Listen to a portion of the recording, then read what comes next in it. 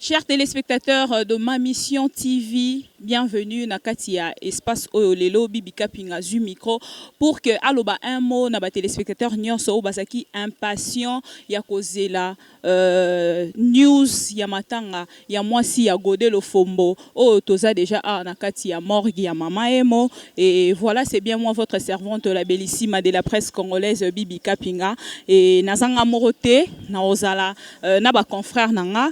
Alors, on a pour un mot par rapport à moi, remarque, il y a Otokouti sur place et Godé Lofombo Boyebi, artiste, musicien mounene, basiste mounene, Nambo Kanabiso, Abanda Rosala depuis Boyebi. Alors, le lot vraiment par rapport à Otokouti sur place, Biso Tozabata micro et Tolinga Totikala sans koloba quelque chose te voilà pourquoi le naninga kina leka na ba confrère nanga ba se présenter boyebi bango pe déjà voilà bonjour confrère. Ouais, bonjour consoeur. Donc c'est Jérémy Oka, la voix de Kinshasa, journaliste, reporter, idéologiste et superviseur de Lingala Facile. Et voilà na ngambulanga mosusu ya Akimbe qui est là, Boni Akimbe. Oui, bonjour maman. Ngaï Freddy Akimbe, coordonnateur à cleboa.com, il y a un site internet. Naïpega Kolel, ça, président Nabiso, Ndeko Nabiso, tout ça, presque Moussala Nemo, donc Godé Lofombo.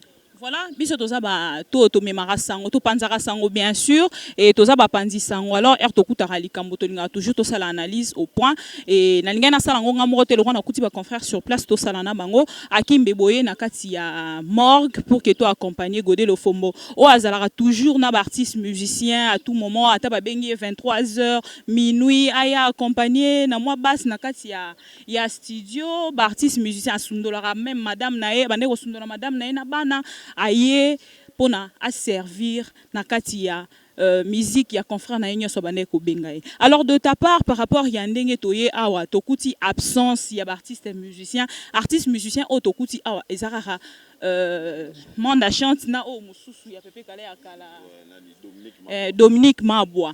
Non na part na yo par rapport à koyoka mungo pardon ba œuvre ya Godé Lofombo ndenga tia na kati ba album nyonso o eleka yo na part na okolo bani.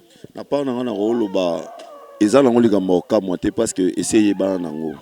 Moni nakenda le 26 novembre, c'était le 26 dans novembre jour Pepe Kala Kufa batu ba bosana yango bajura ba John Poi bajura ba Madilu système batu nyo surtout ba kufa wana et ça raté même jour ya bakina ko poser Pierre Thomas la sœur Marie basaki pété ça dit Freddy eza au moins to rekata comprendre ngo mukié eza ke mutu akufi déjà moni to reperdre ngo mukié on reperdre moi date on reperdre moi idée mais mutu bembeza nano sur place.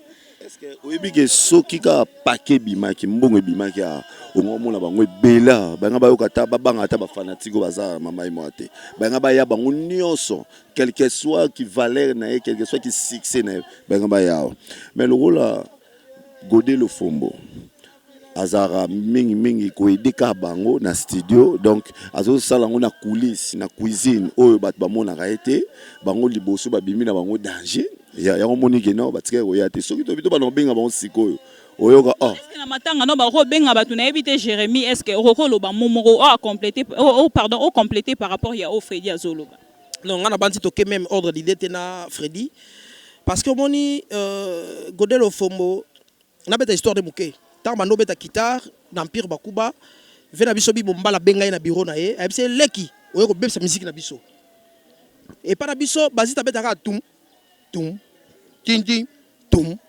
yo bandiko beta ko la soliste au bebsi musique mais 2 ans après bi bombala benga abise leki na pardon na comprendre que au révolutionner musique na biso Et depuis 1900, Godel Ofombo ti lelo.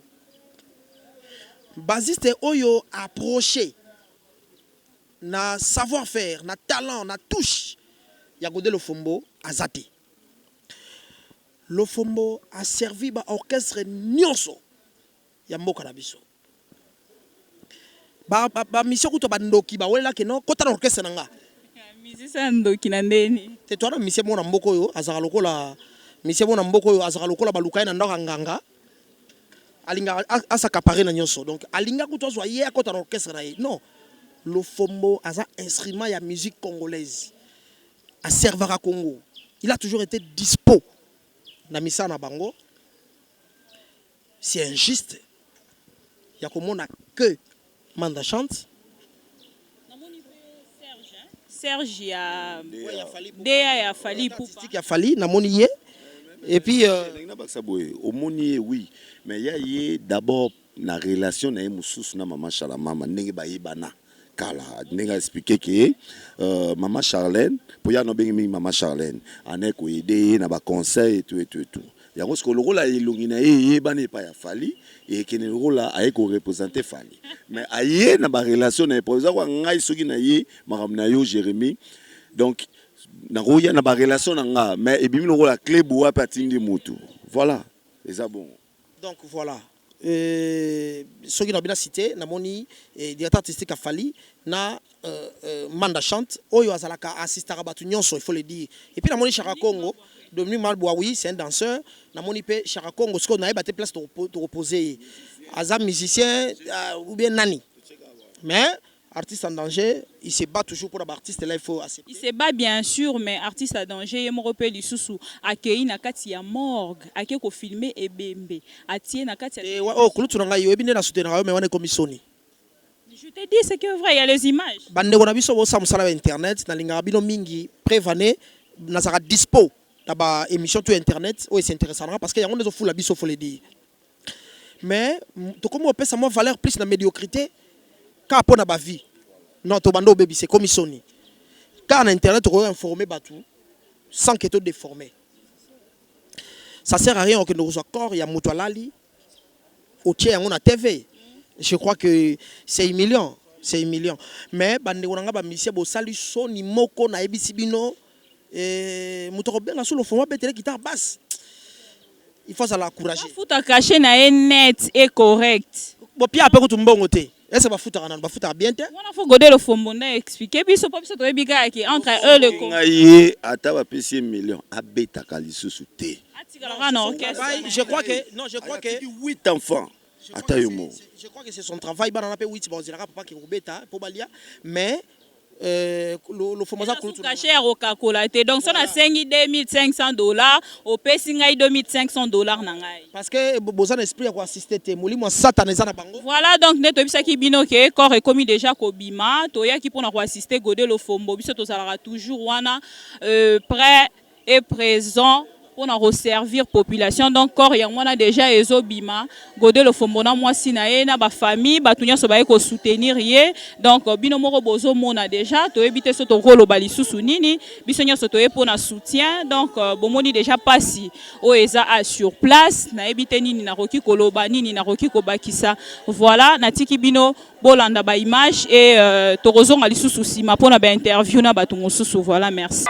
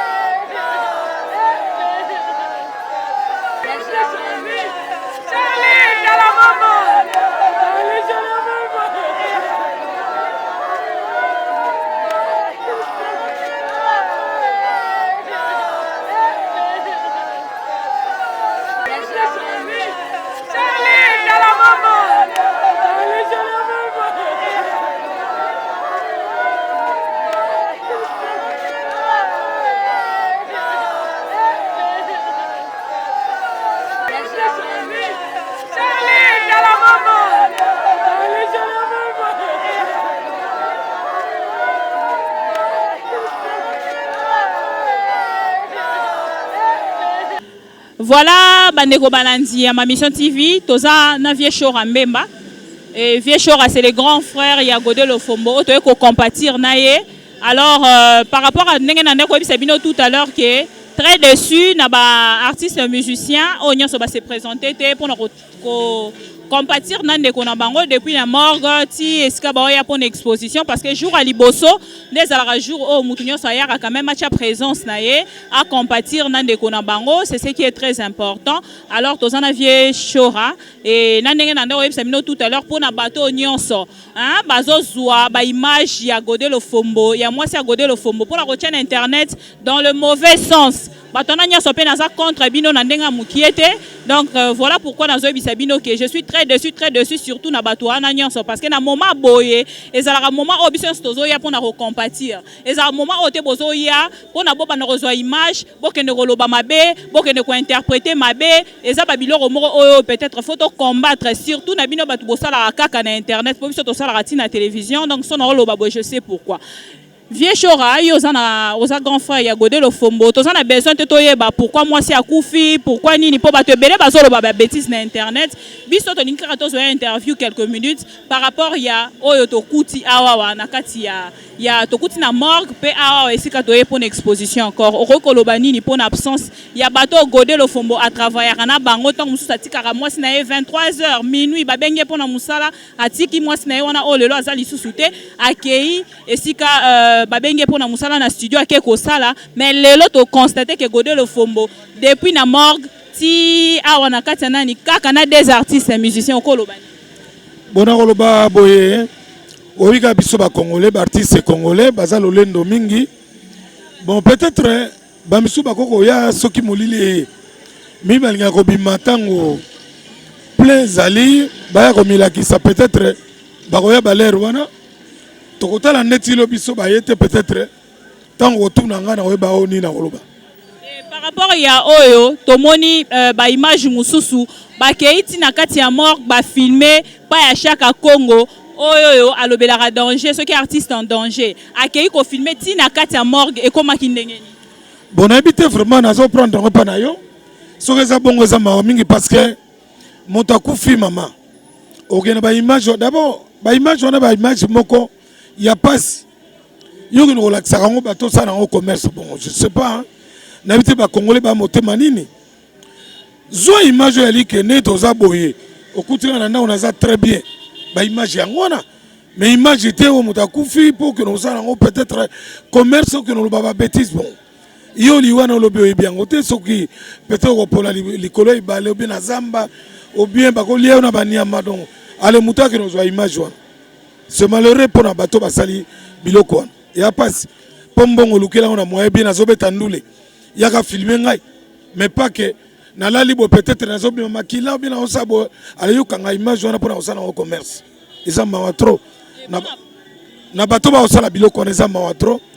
Mpona bato oyo baye na ndako basengi interview na Godel Ofombo mais to se retrouver na kati ya internet bake kokoma Godel Ofombo a confirmé que allié mwasi na ye est-ce que ça na sens akende koconfirme yango nini d'abord ye aza mwana asambelaka mwana wana nanu bakata ata nzoloko te ngai moko viene na beti musique sans fétiche sans nini bon lelo lokola tozobimisa na biso biloko esala succès te est-ce que toza nsima bato te toza liboso ya bato te na musique ezaka soki otravaille bien nzambe andimika eloko na yo wana esala succès ekosala succès nga mpo na ngai nandimaka te ke kisi na musique ezali soki ezali mponi bakweyaka soki olondwi nsima fo kweya nga mpo na nga kisi na mona yango te moni ne roloba peut-être mpona bato nyonso baolanda yo par rapport a baobsèque ndenge eza koleka tisi bon vraiment nayebi ke awa lelo ekozala terrible parce que karate instrument industriel ezoya awa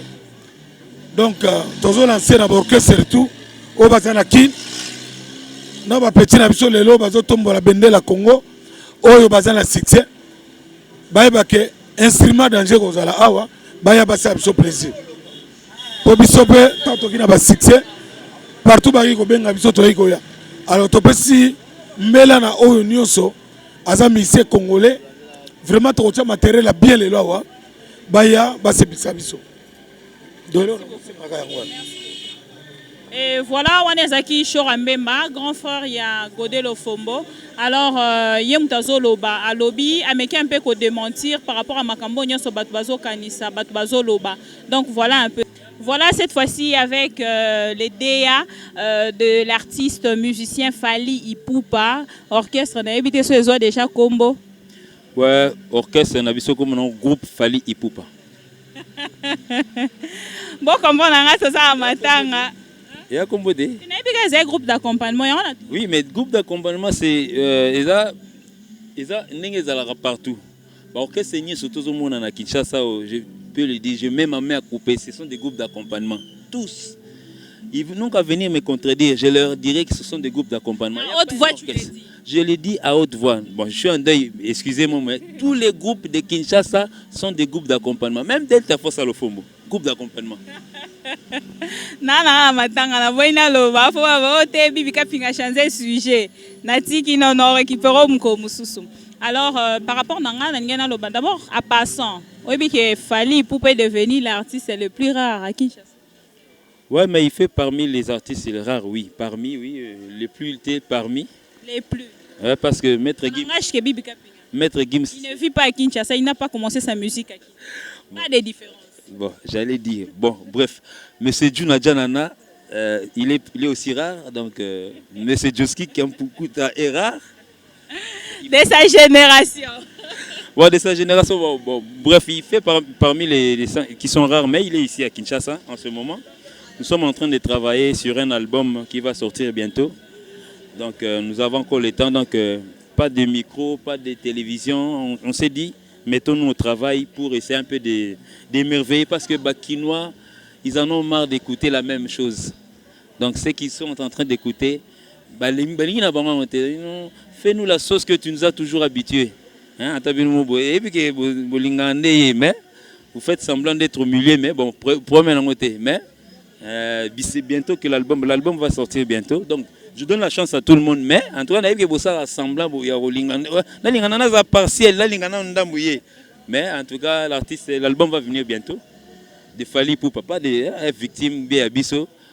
Biso simba ite mo bref ya Fally obolingaka izo ya pardon Gino o kotanga ba terrain membre o na kokota mingi vraiment te moi c'est pas très polémique donc son na soulever ce sujet on a peut-être un moment on a matanga po na luki na sala mission na Fally pour ça fait combien d'années ata ba 3 ans te dernièrement ils qui na je crois que c'est moi aussi j'ai vu ça sur internet je crois que c'est ça. C'est un peu ça. Alors Gino, par rapport à Onanina Lobelasiko, malgré que vous êtes de Fally Ipupa, mais votre présence m'influence pas convenablement, c'est-à-dire dans le sens il y a moment moment moro donc que so moni bateau yo que narako accompagner na musala to bateau yo que narako contribuer na misala na bango pour que bato ba consommer totalement ndenge bato balingara ezaneti komona bino boye kozala pembeni mais to komi to moni ba artiste et musicien c'est-à-dire bino ne beaucoup feli biso to aka ba journaliste to yaka na micro pour na oloba bino ne beaucoup feli donc mon absence na bino total c'est-à-dire ouais, bah, en fait, le mal qu'il y a dans l'être musicien, la reconnaissance. Vous savez, le monsieur qui a perdu sa femme ici, monsieur Godé Le Fombo, que moi je respecte beaucoup, c'est un être comme moi, c'est un guitariste comme moi, mais en tout cas, moi je respecte beaucoup. Il a vraiment beaucoup fait sur cette musique, pour la musique, on doit se le dire. Bon, souvent dans des cas pareils, moi je dirais c'est de l'ingratitude. Vous savez, quand on a un album à faire dans un studio, c'est vite, on a un numéro de Godé Le Fombo. Bon, on a facilement le numéro de Godé Le Fombo. 089 89 611, je pense, 05. 089 0... Mbangu mono bengi. Un Godé awa yindi. Oui, mais c'est sa femme, c'est son épouse, chère Naïe. Vous savez, je me rappelle parce que quand on était ensemble, je voyais des photos à l'époque, Godé Le Fombo était marié à Charlène. Vous savez, quand on est amour fou, le coup de foudre, c'est ça, au fait. Jeune qu'il était à l'époque, il jouait dans l'Empire Bakuba, il était trop jeune. Sikoyo, avec sa jeunesse, a forcé, forcé, donc ça veut dire, je crois qu'il avait, ouais. Donc il n'avait pas le temps d'attendre, de vivre un peu le fiançailles pour aller se marier. Mais cette femme est partie aujourd'hui. Vous savez, le musicien, bon, je ne sais pas, peut-être qu'il y a encore du temps, peut-être qu'ils sont occupés. Je ne pense pas qu'il y a répétition à 7 heures. Je ne pense pas qu'ils ont un concert quelque part. Je ne pense pas qu'ils sont en voyage. C'est un jour ouvrable. Je ne pense pas qu'ils sont en voyage. Donc ils sont là, reposés. En tout cas, bon, en fait, moi je suis venu me représenter moi-même. Mais Fally Ipupa après. Je suis d'abord venu moi-même en tant qu'humain, en tant que Gino. J'ai connu Charlène, je connais M. Godé Le Fombo. Donc je suis venu d'abord parce que tout ce qu'il a fait. En tout cas, nous ne sommes pas venus parler de Le Fombo, mais il a beaucoup fait sur moi. Donc si vous parlez peut-être de sa femme, oui, mais de Le Fombo, non. Mais il a beaucoup fait pour moi, beaucoup fait, je te dis. Kapinga. Au-delà de tout, Koyoka, ceux qui quelqu'un de renommé a Koufeli, directement les gens interprètent mal. Qu'est-ce que tu peux dire? Ouais, bon, en fait, nous sommes souvent sous le miroir, le reflet du miroir à toute interprétation. Vous savez, la mort, c'est Dieu qui l'a créé. C'est pas Satan, c'est Dieu qui l'a créé. Parce qu'il a dit quelque part, c'est un repos. Donc tu as beaucoup fait, tu as beaucoup dit, c'est lui-même qui retire le souffle qu'il a mis dans moi. Et puis, Kao na vani na Kao souffle qui est en place kendara. Nous autres, il paraît qu'ils ont amabélé. Vous savez, personne au monde ici peut avoir la force de pouvoir enlever le souffle de quelqu'un. Même à Tozoa Kuluna. Yo monana mutute bo Kuluna kati mutu mais à quel hôpital mutanga biki. Donc muta zokate zora souffle no kena moi passe. Attaque du catcher américain a kangé au clé. Son zambabi souffle l'année aux alara. Donc, en tout cas, il ne faudrait pas qu'on retire la force des dieux pour attribuer ça à quelqu'un. Non, moi je ne pense pas que c'est ça. Et puis nous musiciens, nous sommes exposés aujourd'hui dans nos familles. On dit qu'il faut bâtir la béton, statique, incoufable. Donc, famille boutique à la incoufabilité pour les musiciens. Non, c'est pas normal. C'est un jugement que moi je trouve anormal. Les familles du président de la République, beaucoup. Même les présidents de la République, je peux citer les cas, le président de la République du Gabon, là où Kanezali, le père de M. Ali, il est mort. Pourquoi pas Charlène? Parce que moi, même na banda ku Godel Lofombo malgré ku fait qui na bonne foi accorder 1 minute, peut-être 2 minutes, il y a interview. Mais bah qui coaché titre du genre Godel Lofombo lié moi. Bon, on a évité ce que totalement on a ba fourchette na ba couteau pour to lier abatu. Bali abatu ndengini le mot mon ba kinoiserie er mot to tika so muta sous les chocs. To tiki ba un peu aspect kinoiserie. Quelqu'un sous les chocs, toi vous croyez Kapinga, un père de 8 enfants. Vous savez 8 enfants. Oui, ngaina yo Kapinga tokoza na 2 enfants. Ngana kenda boulot. Na cop na raolé sa yo nanga na bana siko to kabola moi 50% ya moi service ya bana siko yo so zate 50% na eyé pa nanga 100% charge. Vous voyez la charge que monsieur Godel Lofombo a dans sa vie yemoro aya ami look la 50 on a mususu pour bakana nzoto na franchement il y a 50% c'est déjà trop pour lui alors son charge à 50% à Charlène. Non, mais c'est lui-même, il se cherche la mort. En tout cas, vraiment, c'est un peu les interprétations, ça ne fait pas du bien pour Bissom Titoku Feli. Soko bino na boulot na bino bolia rabatu. Bolia na bino batu. Biso ba musicien to lia to mesa na ba fourchette wana te.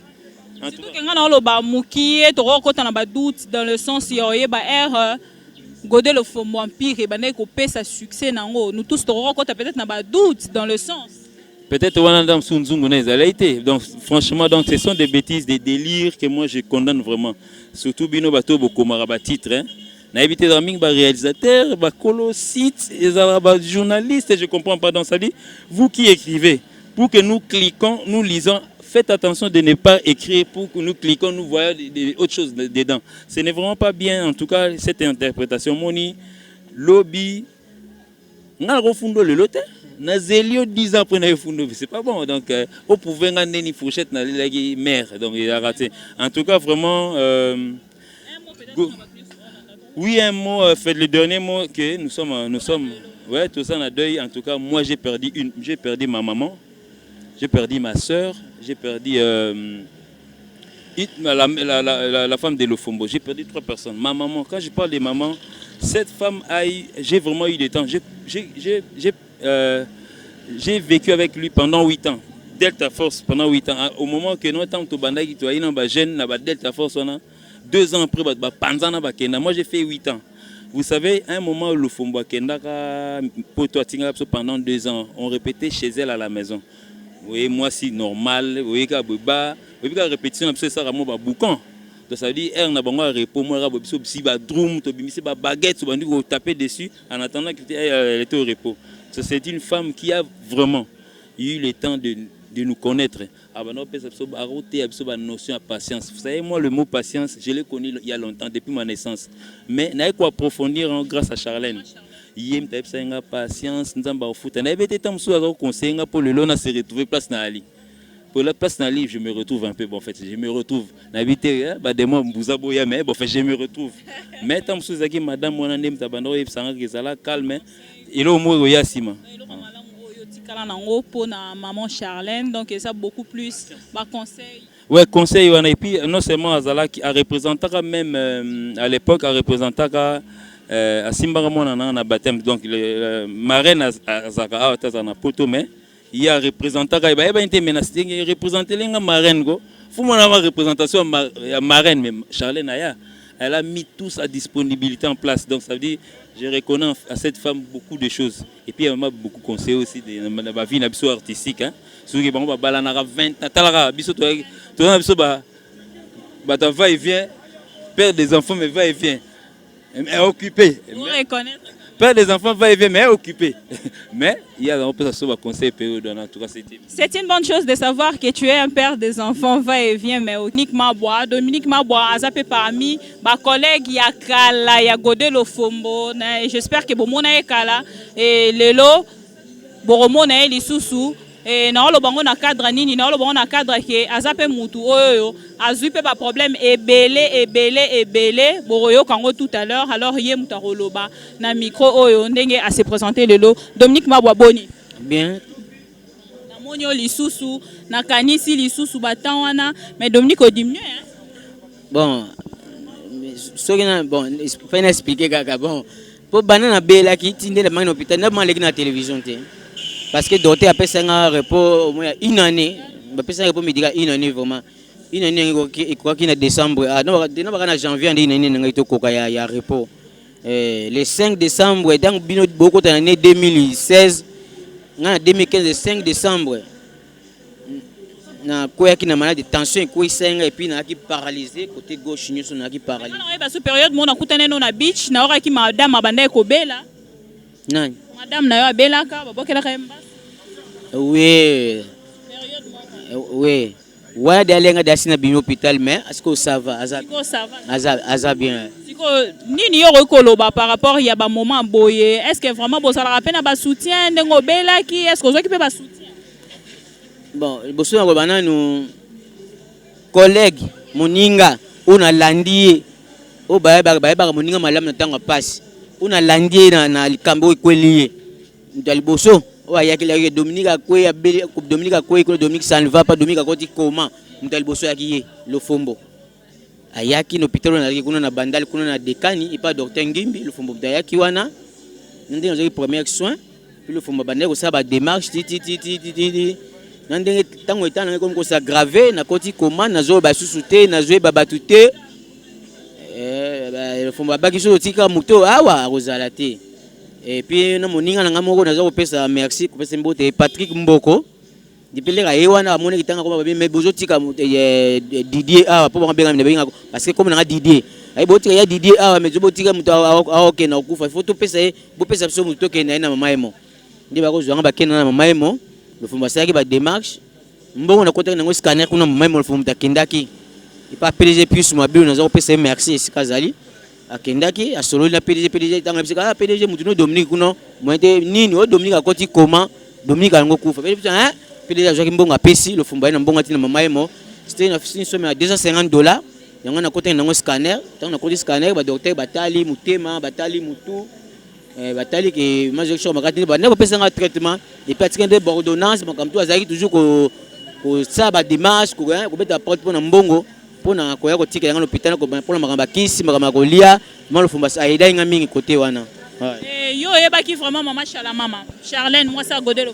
Chalamama na yebi bana tang balingana lo fumbo wabisu to beta na empire lo fumbo Chalamama azaki ba famille baki na capella wana non le si le fumbo ça dame to ta compter sur répétition ay kotala moi si na et puis ndebe ba ko sa mariage ba ko balana fait na bango mariage bisu to betaki ezaki na bar au Zenith bar na Kasavubu wana na direction Gambela to betaka wana e nga cadeau na pesa bango na mariage on pesa bango cadeau à caleçon bon carton ba vert on na pesa bango na fait na bango mariage wana orchestre empire ezalaki to betaki kuno ba de tout dozalaki ba moi soki na ndako na bango e ba ko yamba ba soka ko les aller ko pesa ko lia soko me pesa aller ko pesa ko mela e ba ko yamba ba lelo on va apprendre que maman Chalamama Koufi et le bela kioni bon mi na bakaka ka question me repose en paix ezala ngunzela biso nyonso ye mission na nzamba tinaki na mukili ekoki nzamba bengi yake ne ko se reposer question me repose en paix ezala nzela biso nyonso nini okoloba na Godelo Fombo na bato nyonso bazolanda biso na bato misusu balobi ke pona nini ba artiste musicien ba monani mukie awa na kata matanga lelo mukolo ya sortie ya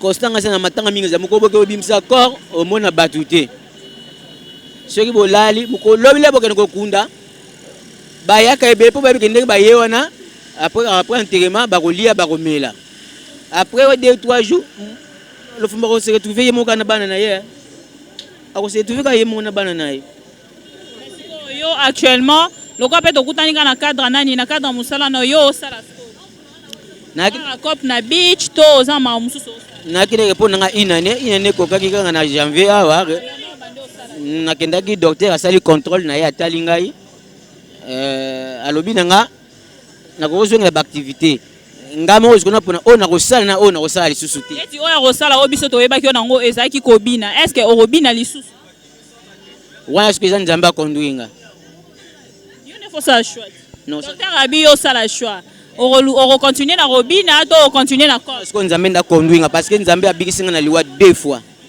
il faut ce que nzamba mta konduinga la kisanga msalonga na osala c'est ko obina la déjà nzambe na église que nzambe asali nga grâce 2 fois na utaki poto na ina problème na lokolo na kenda fuki du sud basala opération na ndatina na fuki du sud ya ki chef de l'état que président monsieur Joseph Kabila Kabange yem de en charge atinanga na fuki du sud afuti mbongo makambo tout mais kenda fuki ici sans garde malade na kenda ngamoko basala opération na bibino hôpital na zongi na chambre ya hôtel na kingamoko mais ngamoko te nzamba zala kinanga parce que na kina pota bat ezaki ya 37 pinces na lokolo mais na ko se ko telema ko na douche ko sukola ko sema kamtunga moko donc nzambe accompagner kinga na kepe na zongi malamu ko mutambola bien na zonga pe makambo ya kobina na beli susu yango de 5 décembre na ko tension esalinga AVC na koti koma na zo ba susu te na zo ba su batute mais ce que dende to sabo elon to lo ba se ko bando yemba non église ba na zo ba su batute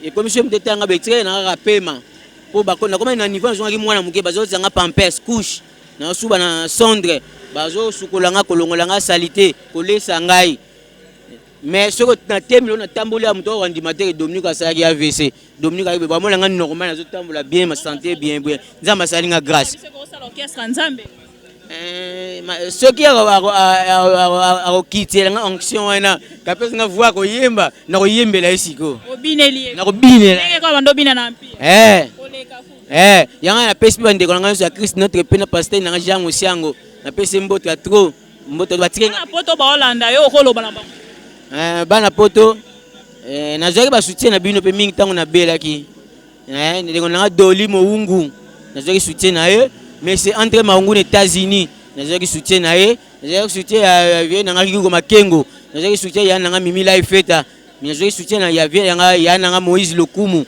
na soutien na ye mais si ko ngana ko promettre que batu mususu pe bazo ba ko pesa ba soutien pe lobi loro la ba Freddy Senga na Paris loko la ba maître Barnabé Mac Barnabé azape na Afrique du Sud. Ouais, je sais pas représentant soutien Thierry Bombolo baro peso pe bas. Ouais, numéro na numéro de téléphone. Na numéro de téléphone pour tant musubo linga ko ta contact. Numéro na téléphone ezali 082 20 60 192 080. Dans les moments très durs, les moments très difficiles et qu'on reconnaît vraiment de bonnes personnes, de bons amis. Yangwana par là, na l'exibino bato nyonso baleki et cette fois-ci nangana Zolabino un grand mécène, il y a Mboka Congo, Rachidi Koupa, Boyebi, c'est vraiment un vieux. Alors il est vraiment à tout moment on est koya bumbu. Kovanda, abane toujours kozala. Lelo pe tomoni vieux Rachidi na morgue. Tolongo na kuna toye atina ndaku depuis tozalaki awa donc depuis tovandaki a vieux Rachidi pa vandi on a tali boyete. Voilà vieux Rachidi tonga to peso parole par rapport nango. Godelo Fombo nani pona yo, Godelo Fombo na mwasi na ye lelo o atiki biso. Nani pona yo, est-ce que ni les ako représenter le yo pasi o ekomi pa Godelo. Merci beaucoup. Tosito lobby pe moi mingi. Oeza moment ya ba discours te parce que eza moment ya pasi.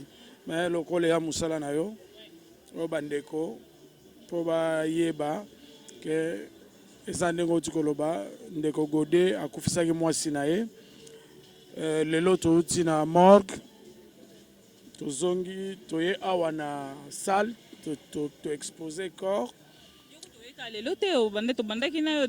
Oui, eloko moko nalingi naloba ba journaliste mususu bazaki na biso te ndenge ozoloba ke tozalaki kuna mpona azomona ba journaliste ebele bazosala lokola basala ba polémique moko ke ba musicien batiki Godel Lofombo. C'est faux. Ba artiste musicien baza bato lokola biso oyo ekuti Godel Lofombo ekoki mpe kokuta artiste mususu.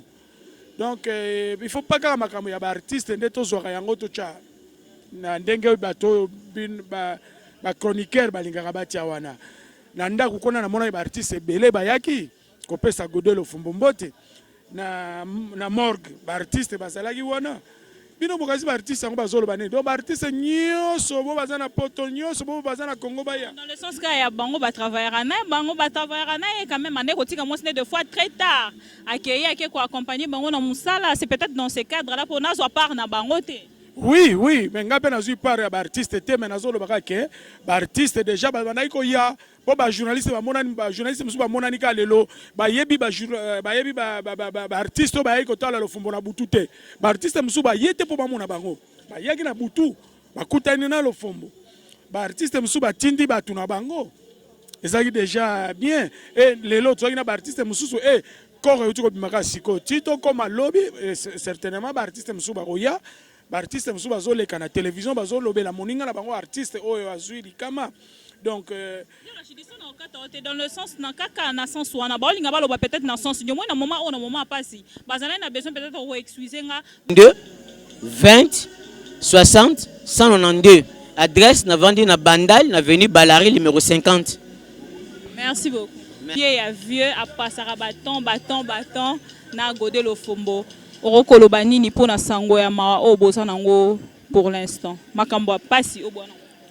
Vraiment mère nangai bibi pas ces amis na mutema na ebité quoi na zangina maloba chaque fois na zala na vieille bisa ngai petit na ngai na bala mwasi na nga kaka wana Charlène et puis na botaka nae apesa nga ba conseil bebe abi Charles faut ndozane faut luka prophète mo rassembelela rayo et puis kozala te yoza musicien kozala te monde ozabo lelo mona makambo succès danger okumi basebele wana vite do apesa nga ba conseil ya makambo ebele ya vie moi pena to fandi na studio zo conseiller nga itala boy moni misata mbula ba conseil ngo ndima ngo pour pratiquer ngo pe comme no kozara bozozwa ozoyo kapona na besoin iba mayele mo pembe na après lobi kuno ozwi mayele oki osimbiki soke na mouvement te na salela ngo pona banga nzambe epa yebisanga ifo ko banga nzambe ce ko simba kisi nde na simba kala po ba masana ngebele ba beta ba mouvement wana mais ça musique ça qui c'était musique ça notre travail yo moko ifo lingango et puis yango pesa la don elinga yo elata yo et puis fanda na ba professionnel lokola nga na zu occasion ko fanda na ba vie yango mona ngai na sala na nga humble témoignage nini ozana ngo pona maman Charlène est-ce que bande ko yamba bino est-ce que ça ki maman mala okende mère pena tsoto yebo ya permettre biso tata tout mon avis et tozala ra musika nasi au passé batunyo surtout baleki en émission ma bibi ba ebisio ke non ba musicien on a ebi ata ba leader ata ba musicien kaka ba vivre bongo ezala bien au mona ke ba po basi mso ba leader mso mona ba linga ba musicien ya mbali na ete mso musicien mo boy ya sepela anete po oyela nga basi oyela ka mbali na o memelake basi yo tinga mona ka yo na poeza c'est que ye amemela ka mbali na nga basi ndenge nini kaka ye donc ba mso bazara bongo ba komu ko penser ba musicien mso mabe OK ye a pense azala ka kutu na ba penser barrière penser wana te a penser que mutubo ils toi na choc makasi surtout ngai na bandaki kozala na vie chaque jour tongo nyonso tout butu na kabwana na vie 1h to 0h na fanda na vie na studio mutu ke parler donc yo mo bando mona carrément na tambola na vie partout donc passe eza makasi na ebité eza nzela na biso nyonso mais surtout que coïncider bino pe kalate bozo bimisa volcan géant vraiment tala ikomika ka to banda mama ko sala ba clip mera kiatiki biso yango moni mokili zolo baka to tika ba loba nyonso to ezaka na maboko ankolo vena nga dina lobia soki to liaka batu na ba fourchette ba nini to ebite mais jamais to ko sala ba mama bongo za mukano nzambe ni mutalinga permettre mambutu et salema donc monde ezaka bongo toyaka na mokili tobotami tomoni mokili yango après il faut tokende totika mokili yango donc mingi akolobeza te. Merci beaucoup. Donc, moi, suka ezaka ke non lobi tokozala tokunda mer après wana tokozongela baactivité na biso ya album na biso Volcan Géant. Donc toza nanu na dei tozo consoler vie toza na mawa biso nyonso tu bamisien nyonso tu bamisien mosusu mpe oyo vieille daka bayete eza mpona nini? Est-ce que ça mpona bino boexigera mbongo na bino kaka ya mosala so ozi mbongo na bino mosala esili yango bango mpe baboyi na bango relation dans le sens to baroya na butu to baroya lobi na eroki mère oyebi ke vie azala motema malamu ayedaka baartiste ebele na Congo awa abetela bango kita mosusu bapesaki pa même la bapesi pe la arte abeteli asaleli pe bamusala yo mtozalaka pembe na vie. Est-ce que na moment boye esko reconseiller que vie prochainement sosko musala no tiango bar haute dans le sens ya koluka ke opesi nga mbongo na nga na saleli musala akoka te amesana te eza ndenge na ete bon abisinga Charles na akoka te ngabe na yebisaka ve il faut kotiela bango bolai donc mutaye penda boye vie olieli na abi petit na nga na akoka te eza genre na ngai te parce que les artistes et musiciens les carbons ont témoin leur moro boya mungongo et salabati nalela ndenge nini mama bipai biso kaka makambo e liwa ememeli biso mama Charlene basi etondi motema tozangi yo kende malamu yo adieu. Merci beaucoup. Voilà, bah, téléspectateurs Nyonso Bolandi et moi monsieur Tambolinga et ça passe donc Mingarolo Bezate. Voilà, c'était donc moi votre servante la bellissima de la presse congolaise Bibi Kapinga et merci Nadjino. Dans les moments très durs, les moments très difficiles et qu'on reconnaît vraiment de bonnes personnes, de bons amis. Yangwana par là, dans l'Axibino Bato Nyonso Baleki. Et cette fois-ci, Nangana Zolabino, un grand mécène, il y a Mboka Congo, Rachidi Koupa, Boyebi, c'est vraiment un vieux. Alors, il est vraiment, à tout moment, on est Koya Bumbu, Kovanda, Abane toujours Kozala, les Lopet Omoni, vieux Rachidi, na morgue. Depuis tozalaki awa donc depuis tovandaki a vie Rachidi pa vandi on a tali boyete voilà vie Rachidi tonga to peso parole par rapport nango Godelo Fombo nani pona yo Godelo Fombo na mwasi na ye lelo o atiki biso nani pona yo est-ce que ni les ako représenter yo pasi o ekomi pa Godelo merci beaucoup tosi to lobby pe moi mingi oza moment ya ba discours parce que eza moment ya pasi mais lokole ya musala na yo o bandeko po ba yeba ke eza ndeko tikoloba ndeko Gode akufisaki mwasi na ye lelo touti na morgue tozongi toye awa na salle to exposer corps lelo te o bandeto bandaki na yo depuis nanda oui eloko moko nalingi na loba ba journaliste mususu bazaki na biso te ndenge ozoloba ke tozalaki kuna mpona azomona ba journaliste ebele bazosala lokola basala ba polémique moko ke ba musicien batiki Godelo Fombo. C'est faux. Ba artiste musicien baza bato lokola biso oyo ekuti Godelo Fombo ekoki mpe kokuta artiste mususu donc il faut pas kaka makambo ya ba artiste nde tozwaka yango tocha na ndenge bato ba chroniqueur balingaka batia wana na ndako kona na mona ba artiste ebele bayaki kopesa Godelo Fombo mbote na morgue ba artiste bazalaki wana bino bokazi ba artiste yango bazoloba nini donc ba artiste nyonso bo bazana poto nyonso bo bazana Congo baya dans le sens ka ya bango ba travaillera na et quand même ane kotika moi de fois très tard accueillir qui ko accompagner bango na musala c'est peut-être dans ces cadres là pour nazo part na bango te. Oui, mais nga pena zui par ba artiste te mais nazolo baka ke ba artiste déjà ba na ko ya bo ba journaliste ba monani ba journaliste musu ba monani ka lelo ba yebi ba artiste ba yiko tala lo Fombo na butu te ba artiste musu ba yete po ba mona bango ba yaki na butu ba kutani na lo Fombo baartiste mosusu batindi bato na bango ezalaki déjà bien et lelo tozalaki na baartiste mosusu corps euti kobimaka sikoyo ti tokóma lobi certainement baartiste mosusu bakoya baartiste mosusu bazoleka na télévision bazolobela moninga na bango artiste oyo azwi likama donc dans le sens na kaka na sens wana baolinga baloba peut-être na sens nyomoi na moment passé bazana na besoin peut-être ko excuser nga